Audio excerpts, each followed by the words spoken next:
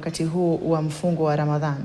Chakula hicho kinafaa kuwastiri watu wanaokabiliwa na uhaba wa chakula, haswa wakati huu kutokana na kiwango cha juu cha umaskini, hali inayofanywa kuwa mbaya zaidi kutokana na ugumu wa maisha ambao unashuhudiwa.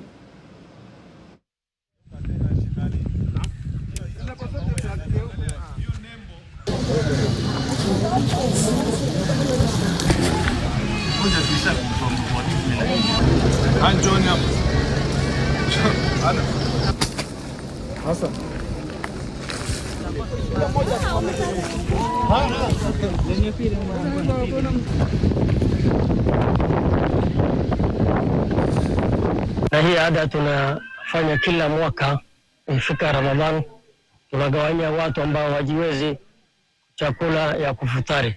Waislamu wengi hawana chakula ya kufuturu. Tunaomba washirika wa Islamu ambayo wahusika kuwasaidia maskini, mayatima wote wasidishe. Sasa tumpata chakula. Jana pia tumpata chakula, kwa shukuru alhamdulillah.